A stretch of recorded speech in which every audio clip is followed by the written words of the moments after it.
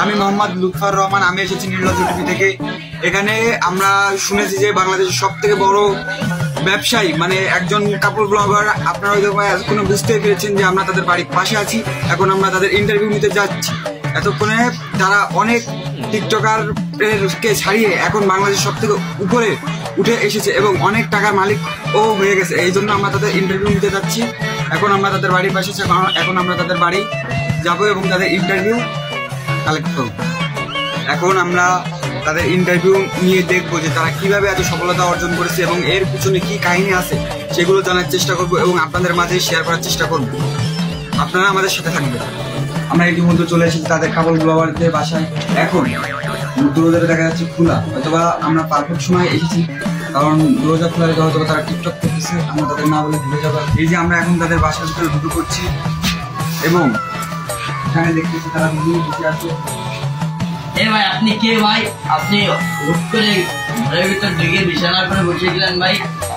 ভাই আমি এসেছি ত্রিপুরা থেকে এবং আমি আপনাদের কাপড় ব্লগের ব্যবসায়ী সম্পর্কে আমরা জানতে চাচ্ছি যে আপনারা কিভাবে এত উপরে উঠছেন এবং কিভাবে এত উন্নত মানের কাপড় চোপড় পরতেছেন। আমরা এইসব ব্যাপারে আপনাদের থেকে তথ্য সংগ্রহ করতে চাই। আপনি এত তাড়াতাড়ি কিভাবে এত বড় একজন ব্যবসায়ী এবং বউ নিয়ে এত তাড়াতাড়ি কাপড় ব্লগ করে এত উন্নত মানের একজন ইউটিউবার হয়ে যেতে পারলেন, এটা আমাদের একটু জানাবেন। আমরা শর্ট ভিডিও বানাই ফেসবুকে ছাড়ি, তো ভিউ আর ভিউ শর্ট ভিডিও। কি যে এখন এত বড় বাংলাদেশের মধ্যে সব থেকে বড় প্রতিবন্ধী টিকটকার হয়ে এখন আপনি পৃথিবীর সব থেকে বড় টিকটকার হয়ে গেছেন এবং কাপড় শুরু করেছেন। এই পিছনে যে কারণটা আমি এটা জানতে চাচ্ছি। আমি আমার বউকে দিয়ে শর্ট ভিডিও বানাই, শর্ট রিলস পড়াই, শর্ট রিলস বানাই, শর্ট ভিডিও বানাই। আমি আমার বউকে দিয়ে ভিডিও বানাই, সেই ভিডিও ছাড়ি টিকটক, ফেসবুক, ইউটিউবে। আজকে আমি আমার বড় কারণে আজকে এত করে আমি জানেন আবার শর্ট ভিডিও। আপনারা হয়তো এখন দেখতেই পাচ্ছেন যে আমাদের ভাবির কি সুন্দর ড্রেস আপ এবং কি সুন্দর মেকআপ, এবং তাকে দেখে হয়তো অনেক ছেলে ক্রাশ খেয়েছে এবং এনাকে দিয়ে তার প্রথম টিকটক জীবনযাত্রা প্রতিবন্ধী জীবন শুরু হয়েছে এবং সে এখন বাংলাদেশের সব থেকে বড় প্রতিবন্ধী হয়ে ওটার সফলতায় অর্জন করেছে এবং এখন বর্তমান পৃথিবীর সব থেকে বড় বউ ব্যবসা। ভাবি, আপনার কাছে আমার একটা প্রশ্ন, যে আপনি যে শর্ট ড্রেস করেন, শর্ট জামা কাপড় সবকিছু করেন শর্ট, এবং আপনি যে ছেলেদের সাথে টিকটক করেন, অন্যান্য ছেলেদের সাথে টিকটক করেন, ভাইয়ের সাথে টিকটক করেন, তো আপনার কি এটা কোনো লজ্জা করে না, কি শরম করে না? এটাকে আপনার অনুমতি রাখবেন, এটা আমরা জানতে পারি। আপনি জানেন না ভাইয়ের মধ্যে কত কিছু করতে হয়। তাই আমি সব ছেলেদের সাথে টিকটক করি, ভিডিও করি, সব কিছু করি। আমি শর্ট ড্রেস করি, শর্ট ভিডিও ছাড়ি, শর্ট রিলস করি, ফেসবুকে ছাড়ি, ছেলেদের সাথে নোংরামি করে আজকে আমি সফলতার দিকে এগিয়ে গেছি।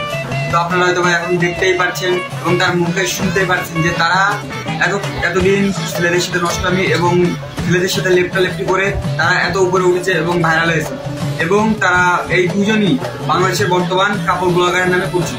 কি কাপড় ব্লগারের নামে বাংলাদেশ সব থেকে বড় ব্যবসায়ী। বাবা, আপনার এর মধ্যে মতামত কি আপনাদের একটু বলবেন যে আপনার ছেলে কিভাবে বাংলাদেশের সব থেকে প্রতিবন্ধী টিকটকার এবং কাপড় ব্লগার নামে পরিচিত হয়েছে?